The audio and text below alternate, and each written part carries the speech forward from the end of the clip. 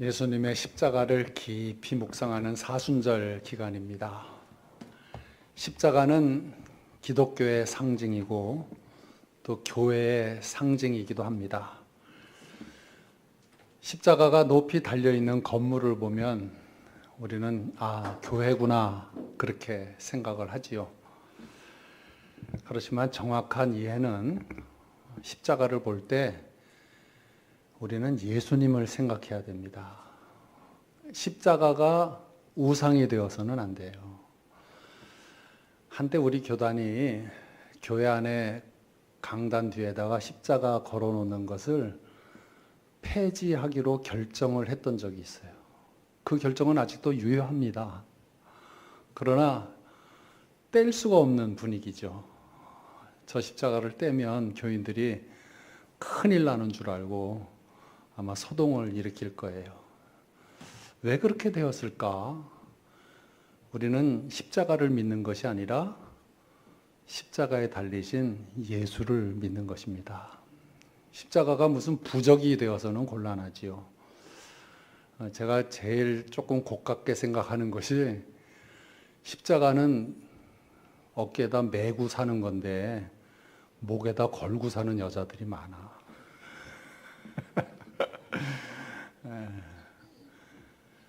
여러분 인터넷에서 십자가 한번 치고 이렇게 살펴보세요. 십자가 굉장히 많아요.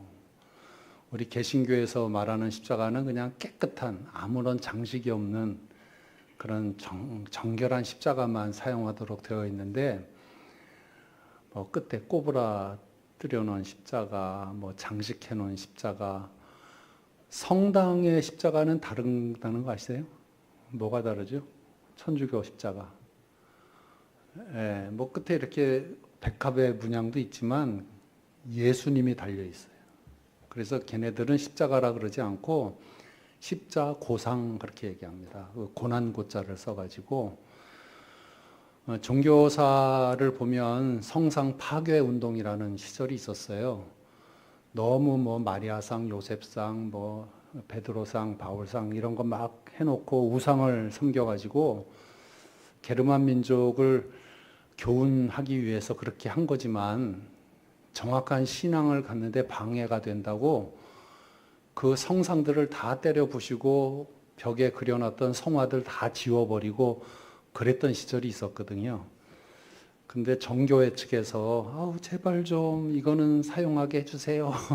그렇게 사정해서 그나마 남아있는 게 천주교의 그 예수 달린 십자가상이고 그래요. 그런 역사가 있습니다. 아무튼 제가 드리고 싶은 말씀은 뭐냐면 예수님을 생각해야 된다. 너무 십자가 거기에 우상이 되어가지고 차에다 묵주에다 걸어놓고 다니면서 사고 안 나겠지. 그런 미신적인 신앙을 갖지 말라는 것입니다. 우리가 지금 십자가를 보면서 예배를 드리고 있죠. 이 속에 무궁무진한 메시지가 있습니다. 왜냐하면 예수님이 지신 십자가이기 때문인 것입니다. 내게 향한 계시가 있고 내게 주시는 영감이 있어요. 다른 계시가 아닙니다. 다른 영감도 아닙니다. 예수님입니다. 우리는 예수를 믿는 기독교인입니다. 오늘 본문 말씀에 내게 배우라 아주 장엄하게 명령을 하고 계시는데 우리 한민족들은 배우는 거에 있어서만큼은 1등이라고 자부를 하는 민족이죠. 그래서 교육열이 너무너무 세요. 애들 다 대학교 보내고 막 80%, 90%가 다 대학 나왔어요. 지금 대학 안 나온 사람이 없어요. 그런데 세계 모든 나라가 대한민국을 교육열이 강한 민족이라고 칭찬하고 인정하지만 솔직히 제대로 배우는 것에 있어서는 우리 민족은 꼴찌야. 안 배워요. 우리 한민족은 배우지를 않아. 그게 특기예요. 집안 대대로 이어가면서 장인 정신으로 3대째 손두부집은 할지 모르지만 일본 사람들처럼 몇백 년 그 기술을 대를 이으면서 배워서 어떤 기술을 개발시키고 그러는 민족은 아니거든. 그래서 우리는 자식들에게 자기가 한 직업을 물리는 것을 별로 좋아하지 않아. 너는 이 짓 하지 말아라. 그렇게 얘기하지. 근데 가끔 목사가 세습을 해서 문제긴 문제지만. 여자들은 어떠냐고요? 여자들도 잘 안 배워요. 일본 사람이 쓴 책이 있어요. 맞아 죽을 각오를 하고 쓴 한국 사람 비판이라는 책이 있어요. 거기 한국 여자들에게 대해서 뭐라고 썼냐면, 이제 공장에서 임무를 쭉 주고 일을 시키면 일을 한대요. 처음에는 쭉 밭에서 김을 매도 쭉 자기 줄 따라 하기는 하는데, 감독자가 1시간만 자리를 비우면 어느샌가 한 자리에 모여 있대. 그래서 김장 담글 때에도 언제나 한 자리에 모여서 배추도 버무리고 무도 썰고 그러지 각자 떨어져서 하지는 않는다는 거예요. 남자들도 마찬가지예요. 요렇게 해라 그러면 조금 하다가 이렇게 해도 되는데, 이게 한국 사람이라는 거지. 그래요, 안 그래요? 좀 더 심각하게 얘기해 볼까요? 아들이 아버지한테 배웁니까? 딸이 엄마한테 배웁니까? 다 영향을 받는다고는 얘기하지만 안 배워요. 절대로 안 배웁니다. 꼭 배워야 될 거 뭐 3가지를 이야기하는데, 역사를 배워야 된다고 얘기를 하죠. 히스토리. 역사를 잊은 민족에게는 미래도 없다. 그 말은 알아요. 그래서 역사를 다 알아야 된다고 생각은 하는데, 정말 아세요? 역사를 아십니까? 뭐 지금 환단고기 때문에 뭐 말이 많은 것 같은데, 그거는 꾸민 책인지 뭔지는 잘 모르겠지만, 그래요. 있다고 합시다. 우리나라 상고사, 고대사, 그리고 삼국사, 고려사, 조선사, 근대사, 현대사 알고 있어요? 태종, 태세, 문단세 뭐 그 정도만 아는 거 아니에요? 알긴 뭘 알아요? 우리나라가 민족을 알아야 된다고 얘기하면서도 이미 고등학교, 중학교 교과서에 국사를 없애버렸으니까 서울대학 가는 애들만 국사를 공부하는 거로 알고 있어요. 뭐 알아요? 요즘 뭐 왕사남 굉장히 인기죠. 왜 이제 와서 그래? 나는 벌써 30년 전에 갔다 왔는데. 이제 와서 뭐 영월이 어쩌고 저쩌고. 아, 이거 왜 이러냐. 끓는 냄비들처럼 말이에요. 저는 그거보다도 더 무서운 얘기를 합니다. 역사를 왜곡하는 민족에게는 현재도 없다. 역사를 자꾸 이렇게 거짓말로 가르치고 고치고 그러면요, 나라가 위험해지는 거예요. 역사와 더불어서 인물사도 알아야 되죠. 그걸 바이오그라피라 그럽니다. 우리 어릴 때 부모님들이 꼭 읽으라고 한 책이 뭐였어요? 위인전기. 바이오그라피가 전기라는 말이에요. 위인전기를 있죠. 저도 어렸을 때 뭐 60몇 권짜리 위인전집을 아버님이 사다 주셔가지고 조지 워싱턴부터 시작해서 이울곡, 이순신까지 다 읽긴 읽었지. 그런데 그 인물사를 보면서 우리들이 교육을 받았다고 하지만 알고 있느냐고요. 우리 민족이 자타가 다 공헌하는 우리 민족을 위대하게 만들었던 세종대왕과 이순신 장군 어떻게 살았는지 아세요? 그분들이 해놓은 일은 알고 있죠. 그러나 그분들이 어떻게 살았는지는 모르죠.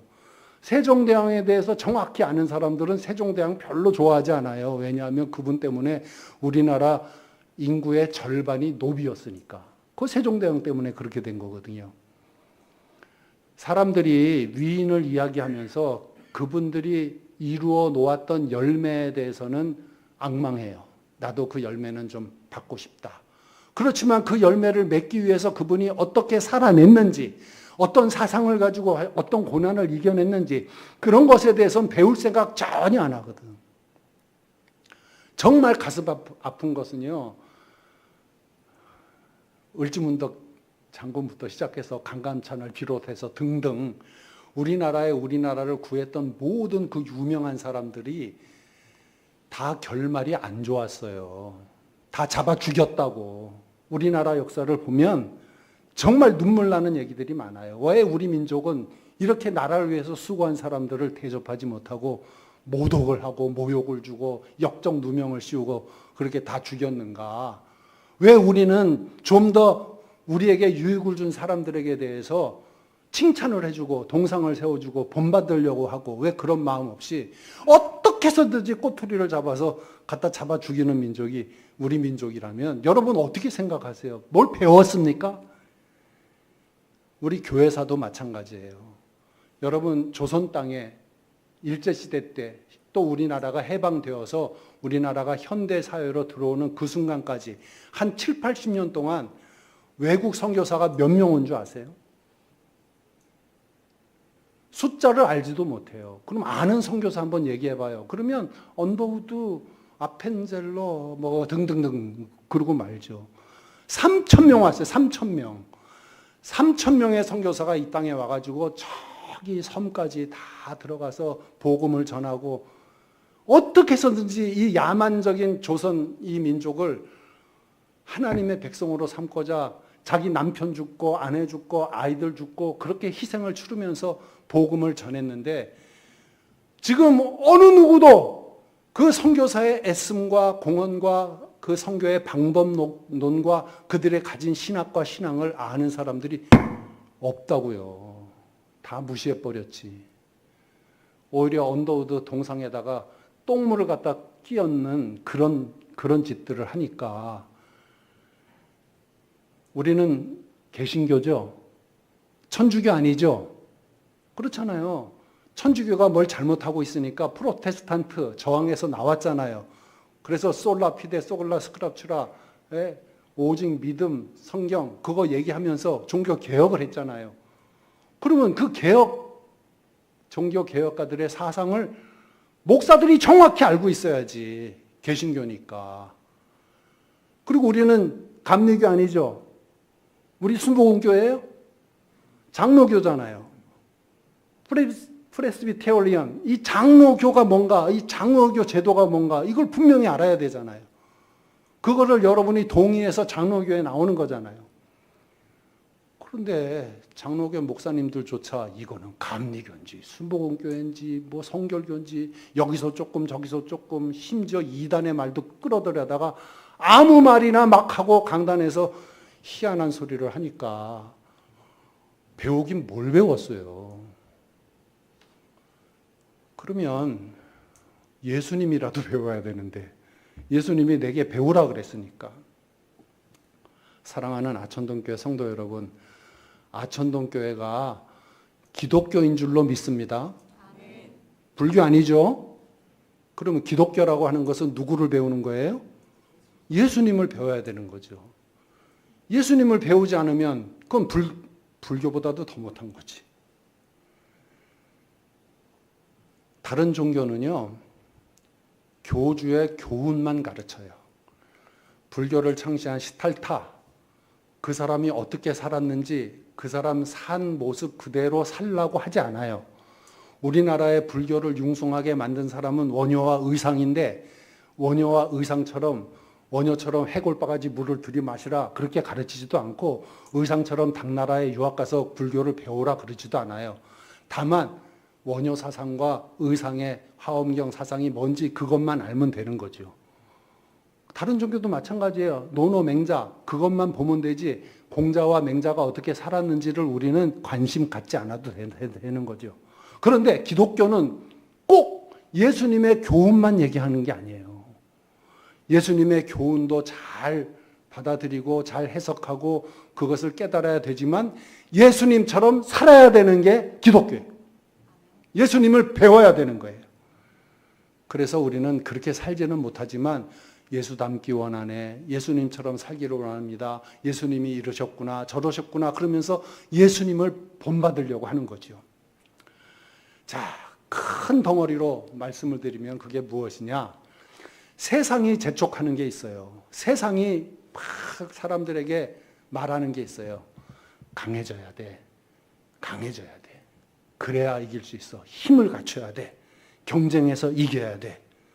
더 직설적으로 표현드리면 상대방을 꺾어야 돼. 무너뜨려야 돼. 그냥 발로 밟아서 눌러놔야 돼. 그래야 평화가 오는 거야.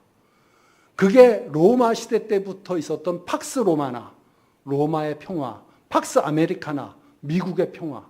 그것이 바로 약한 자가 먹히고 강한 자가 먹는다는 그 사상이 세상에서 말하는 사상이에요. 사람들은 이 논리에 익숙하죠. 그래서 세상에만 딱 나가면 벌써 눈동자가 딱 달라집니다. 태도가 딱 긴장됩니다. 우리 청년들은 너무 불쌍합니다. 막 뛰어다니면서 아르바이트 자리를 찾아야 되고 그것도 막 인터넷으로 신청을 해야 되고 벌써 예약이 됐네 뭐 이러면서 경쟁을 해야 되고 정말 청년들 살아가는 거 보면 우리들이 청년 때 저기 중앙선 기차를 타고 가평 저 대성리로 가면서 기차관 안에서 기타를 치면서 포크송을 부르면서 그 낭만을 즐겼던 그런 것들이 지금 아이들에게는 찾을 수가 없어요. 왜? 완전히 긴장하고 있으니까. 그런 세상에서 살고 있으니까. 그렇게 사는 사람들이 교회로 모이고서도 세상의 논리를 그냥 갖고 오는 거야. 강한 자가 살아남는다. 교회에서도 그런다니까요. 그러면서 그 논리에 적응되지 못한 사람들을 비웃어요. 저 못난 놈, 저 찌질이, 저 루저. 교회 안에서들 그러고 있다니까. 이게 교회가 맞냐고요. 여러분, 예수님이 뭐라고 말씀하신 줄 아세요? 예수님의 많은 교훈이 있지만, 많은 비유가 있고, 많은 이적 사건이 있지만 예수님의 그 가르침을 산상수훈해서 딱 요약을 하면 내가 너에게 이르노니 악한 자를 대적하지 말라. 누구든지 내 오른편 뺨을 때리면 왼편도 돌려대라. 너를 고발하면 속옷을 가지고자 하는 자에게 겉옷까지 내어주라. 오리를 가고자 하면 십리를 가라. 내가 구하는 자에게 주고 꾸고자 하는 자에게 꺼주라. 그리고 이웃을 사랑하고 원수를 미워하라고 하였지만 나는 너에게 이르노니 내 원수를 사랑하라. 이게 주님께서 하신 말씀이에요. 정신 나간 사람의 말이지. 이렇게 살 수는 없지. 그러나 우리는 이렇게 살기를 사모합니다. 이렇게 살기가 너무너무 힘들지만 그렇게 살기를 원하고 있습니다. 왜요? 예수님께서 그렇게 말씀하셨기 때문에. 그 예수님께서 오늘 내게 배우라. 이렇게 딱 명령을 하십니다. 그리고 우리들에게 규정해 주시기를 너희들은 수고하고 무거운 짐진 자다. 이렇게 말하고 있어요. 수고하고 무거운 짐진 자다. 제가 신학교 처음 들어갔을 때 이 말씀을 보면서 와, 예수님께서 노동자를 되게 사랑하시는구나. 예수님은 경영자 편이 아니라 노동자 편이구나. 그렇게 봤었어요. 아무도 안 웃으시네. 76년도 그때 한참 대학교에 민중신학이 들어오고 도시산업 성교회가 그렇고 유신 반대운동이 있고 막 그럴 때였어요. 제가 대학교 4년 8학기 동안에 3학기를 레포트로 공부했어요. 학교가 다 문 닫고 있어가지고. 그래서 이것을 다 노동자 어쩌고저쩌고. 참 그때 생각하면 우리 민족이 정말 위기였지. 근데 하나님께서 그 위기를 잘 넘겨서 엄청난 나라를 만들어 주셨는데 그런 뜻이 아니에요, 이게. 우리들 보고 수고하고 무거운 짐진 자라고 하는 것은 수고하고 이것은 능동형인데 네 스스로 고생스러워하는 것이다 하는 것이고 무거운 짐진 자는 타인에 의해서 무거운 짐진 자다 하는 수동형이에요. 여러분 걱정도 팔자다 하는 말이 있죠. 그런 것처럼 자기 성질에 못 이겨서 자기 성격 때문에 스스로 고생스러운 삶을 사는 것을 수고하고 하는 거예요. 염려도 팔자다. 제가요, 목회할 때 너무 희한한 여성 성도님을 한번 상대한 적이 있어요. 이분은 거리를 가다가 양품점을 지나가면 그 양품점 쇼윈도우에 모자가 있으면 그걸 꼭 사야 돼요. 그걸 안 사면 머리가 이상해지나 봐. 집에 신방을 갔는데 모자가 한 수백 개가 있어요. 세상에 그런 정신 나간 여자가 있더라고. 자기도 어쩔 수 없대요. 그걸 안 사면 뭐 견디지를 못한대요. 우리 성가대에 그런 분 없어서 다행인데 이거 참 또 큰일이네. 우리 교인들도 아천동교회 유튜브 보는데 하여튼 저희 교회 성가대에 꼭 머리에 큰 꽃을 달고 왔던 여자가 있었어.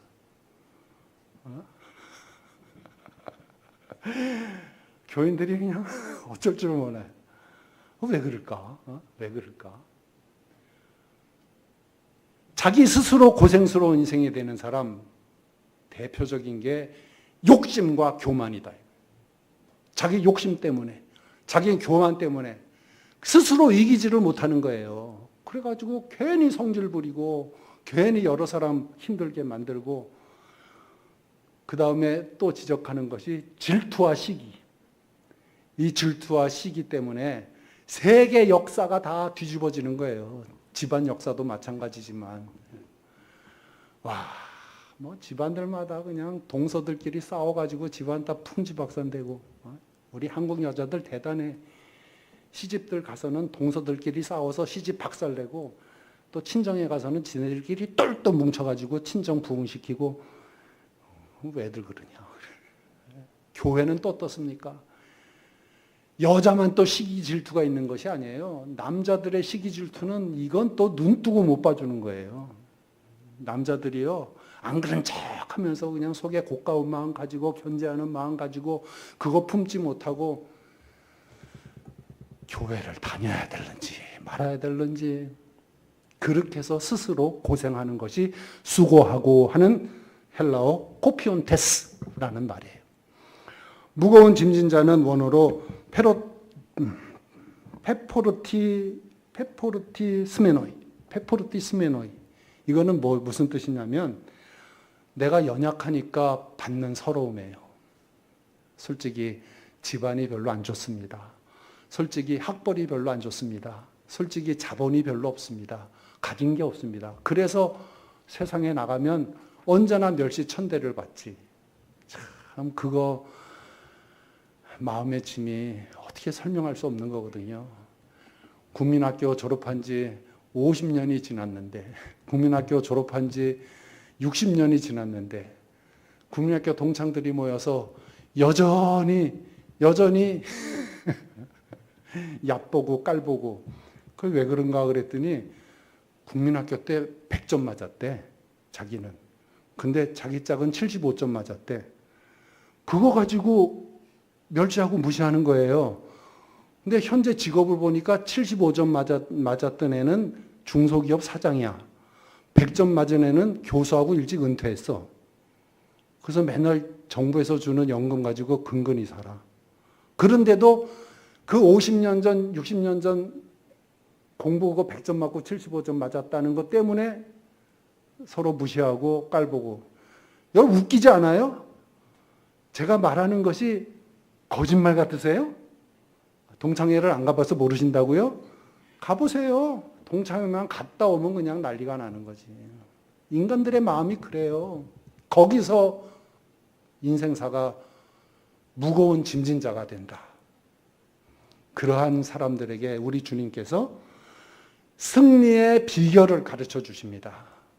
이러한 영적인 전쟁터에서, 정신적인 싸움터에서, 그리고 실질적인 어떤 경영사나 이런 경제사에서 어떻게 하면 이길 수 있느냐? 그 이기는 승리의 비결로 주님께서 내게 배우라 그러는 거예요.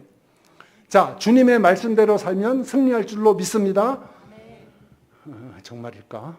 네, 정말일까? 예수님은 온유와 겸손을 이야기하세요. 온유하게 살고 겸손하게 살면 승리할 줄로 믿습니다. 이거 헷갈리죠? 안 믿어요. 우리 1000만 기독교인들이 이 말씀 안 믿어요. 아니야, 더 강해져야 돼. 내가 더 많이 쌓아놔야 돼. 박수홍이 엄마가 뭐 11조를 핑계 삼고 박수홍이의 돈을 몇백억을 뒤로 감췄더만 교회에다 낸다 그러면서. 그게 승리하는 걸까? 예수님께서는요, 너희들 온유하고 겸손하게 살아라. 그러면 승리한다. 이것을 믿는 게 우리의 믿음이에요. 세상은 그렇게 가르치지 않지만 예수님이 그렇게 살라 그랬으니까 그래 한번 그렇게 살아보자. 그러면 어떻게 될까? 놀라운 일이 일어나는 거예요. 놀라운 일이. 온유라는 말은 히브리 말로 아나바입니다. 낮아진다는 거예요. 낮아진다. 내가 뭐 굴복해서 낮아지는 것도 아니고 그냥 스스로 굽히는 겁니다. 무서워서 낮아지는 것도 아니고 무엇을 바라고 낮아지는 것도 아니고 나 스스로 낮아지는 마음, 스스로 자기를 굽히는 마음, 그것을 온유라 그래요. 겸손이라는 말은 인간에게도 쓰지만 하나님을 가리켜서 겸손이라는 말은 안 하지. 그런데 하나님은 온유하다 하는 말은 해요. 자, 보세요. 사무엘하 22장에 보면 사무엘이 내가 이렇게 크게 된 것은 하나님께서 온유하셨기 때문에 그렇다. 그렇게 고백을 합니다. 주의 온유함이 나를 크게 하셨나이다. 사무엘은 깨달았어요. 사무엘과 하나님을 어찌 비교할 수 있습니까? 사무엘은 발톱에 때만도 못한 죄 많은 인간이죠.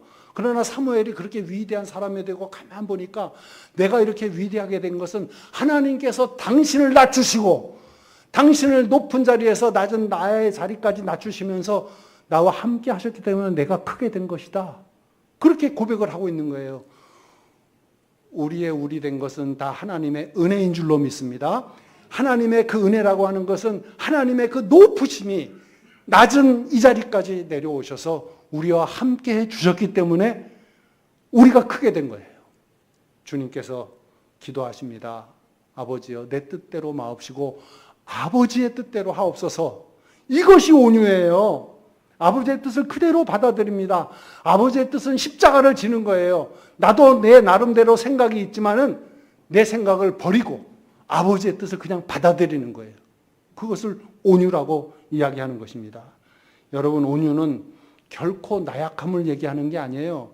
온유는 결코 비겁함을 이야기하는 게 아니에요. 모든 것을 주님께 그냥 맡겨버리는 겁니다. 주님 하시는 대로 제가 하겠습니다. 부부지간에도 한번 생각해 보세요. 정말 좋은 부부들은 맡겨버려. 자기 주장을 안 하더라고. 제가 지난번에 멋진 주례를 했어요. 하나님께서 행복한 부부 생활을 말씀하시면서 방법을 가르쳐 주었는데 남편은 아내를 사랑하고 그리고 아내는 남편에게 다 잊어먹었지? 순종하고. 이거 외에는 다른 방법이 없어. 근데 내가 이 나이 되도록 살아보니까 늙으면 이게 바뀌더라. 남편은 아내에게 순종하고 아내는 남편에게 사랑하고 그러니까 억울해하지 말고 사랑하고 순종하라고. 그랬더니 막 다 폭소가 터지고 그랬어요. 그렇죠? 근데 그 좋은 부부들 보세요. 당신 뜻대로야, 당신 뜻대로. 그래? 당신 뜻대로 해. 아니야, 당신 뜻대로 해. 참, 뭐, 큰 거는 남자가 정하고 작은 거는 여자가 정한다면서요? 근데 뭐가 큰지는 여자가 정한다면서요? 그래, 다 당신 뜻대로 하면 돼. 거기에 능력이 있는 거지. 예수님이 온유하셨기 때문에 하나님께서 십자가를 뜻으로 갖고 계셨을 때에 하나님께 다 맡겨드리고 십자가를 지실 수 있었던 거예요. 온유하지 못했으면 십자가 못 지셨습니다. 또 겸손을 이야기합니다. 빌립보서에 겸손이 무엇인지를 딱 규명을 해놓았어요. 오히려 자기를 비워 종의 형체를 가지사 사람들과 같이 되셨고, 이게 겸손이라는 거예요. 자기를 비워, empty, 싹 비워버렸다는 거예요. 겸손은 높으신 분이지만 높은 자리를 포기하고 낮은 자리에 가서 앉는 거예요. 예수님께서도 교훈으로 말씀하시면서 너희들이 어디 초청을 받아서 가면 낮은 자리에 가서 앉아라 그랬어요. 그러면 사람들이 와서 여기에 앉으시면 안 된다고 저 높은 데 앉으셔야 됩니다. 그러면 가서 앉으라고. 그런데 높은 자리에 앉아 있으면 와가지고 저리 가. 그러면 얼마나 창피하냐. 예수님이 그 말씀을 하셨다니까요. 그 말씀대로 사시기를 바랍니다. 어디 가시면 그렇게 한번 해보세요. 그냥 구석자리에 가만히 앉아 있어 보세요. 그러면 선생님 왜 여기 앉아 계세요? 이리로 오세요. 그러면 겸손한 것도 인정되어지고 체면도 챙기고 좋은데 아주 그냥 늦게 와요. 제 시간에 오지도 않고 약간 늦게 와. 그래서 다 사람들이 일어나게 만들어 놓고 그리고 떡하니 자기 상석에 가서 앉으면 앉아있는 사람들 내내 그 사람에 대해서 불쾌하게 생각하지. 아주 간단한 이야기인데 거기에 겸손하냐 교만하냐 그게 달려있죠. 예수님께서는 그냥 비워버리셨어요. 말을 타실 수 있었는데 말 타시지 않고 나귀 새끼를 타시고 예루살렘 성에 들어가셨어요. 푹신한 산부인과 침대에서 누우실 수 있었는데 그거를 버려버리시고 말 구유에 누우셨어요. 그것뿐만이 아닙니다. 예수님께서는 선한 목자가 되셔서 양들을 위해서 목숨을 버리셨다 그랬어요. 내가 목숨을 버리는 것은 누가 빼앗아서 버리는 것이 아니라 나 스스로 버리노라. 나 스스로 버리노라. 여러분 인생 살면서 많은 것을 빼앗기셨죠? 많은 것을 버리셨죠? 평생 잘 해로하던 할머니, 할아버지가 어느 날 갑자기 할머니가 할아버지 가슴팍을 빡 때리면서 내 청춘을 돌리도. 할아버지가 갑자기 무슨 옹두깨야. 뭐라고 말을 할 수도 없고. 아니 부모가 자식들을 막 앉혀놓고 내가 너희들을 어떻게 키웠는데 너희가 이러면 되냐. 억울해서 못 살겠다 막. 빼앗긴 사람이지. 빼앗긴 사람이지. 제가 34년을 산흥교에서 목회를 정말 3일 한 것처럼 하고 은퇴를 했어요. 마지막에 원로 목사 추대식을 하고 딱 교회 문 밖을 나오는데 억울한 생각이 팍 들었어. 아니 34년을 사흘처럼 지낸 것 같다. 산흥교회야 내 청춘을 돌리도. 에? 그러면 얼마나 불쌍한 사람이냐고. 그렇지 않아요? 내가 회사를 위해서 30년 40년 일했는데 퇴직하면서 정말 억울하다. 에? 제 막내 동생이 그러더라고. 삼성 제일기획에서 진짜 비서실에서 난리던 아였는데 퇴직을 하고 나오면서 뭐 이건희가 나를 먹여 살렸냐? 내가 이건희를 먹여 살렸지. 그러고 나오더라고요. 그래서 너 감사한 줄 알고 살아야 얼마나 큰 혜택을 받냐? 그랬더니 막 아니라는 거예요. 지금까지도 분해하고 있더라고. 그런 사람들이 많아요. 여러분 빼앗겼습니까? 스스로 버리셨습니까? 어느 쪽이에요? 우리 예수님께서는 내가 스스로 버렸노라. 당신의 겸손의 모습을 내놓으셨어요. 주님을 위해서 뭘 버리셨나요? 주님을 위해서 무엇을 하였는가 보다도 주님을 위해서 뭘 버리셨나요? 고난주간 특별 새벽 예배 한다 그랬잖아요. 5일. 그냥 최우선을 그 5일 새벽 예배에다가 두세요. 제가 30분 안에 끝내드릴게요. 아침 식사가 필요하면 교회에서 준비하라 그럴게요. 그때는 다 나오세요. 그냥 어디서든지 나오세요.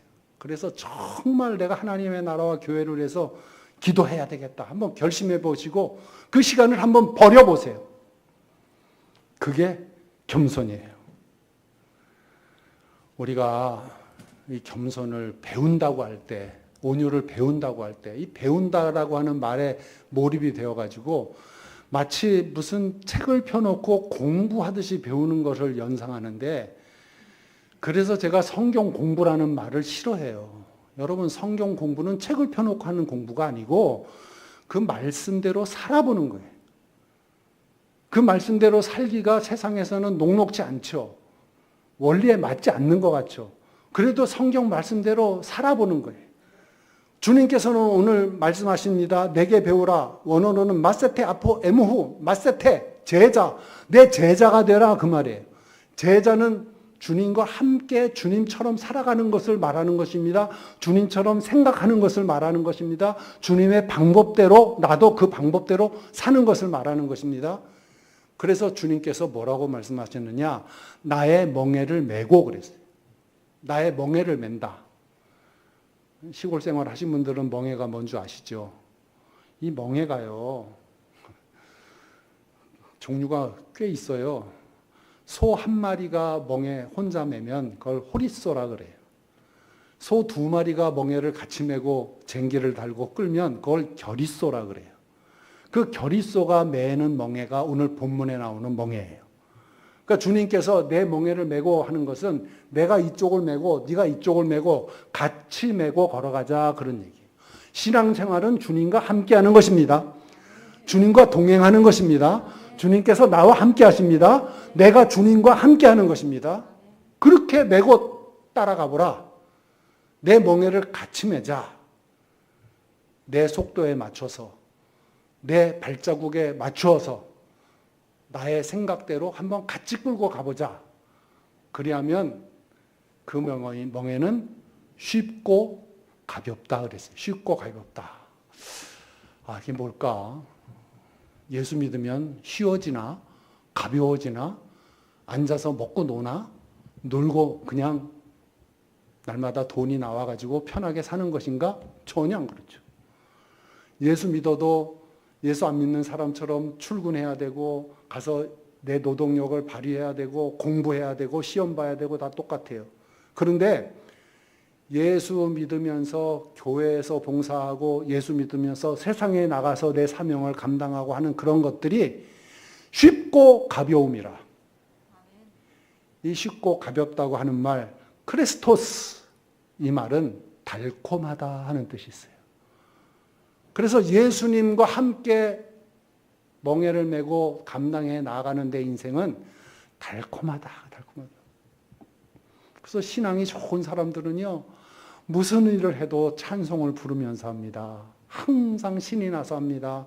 주와 같이 길 가는 것 즐거운 일 아닌가. 그러면서 감당을 해요.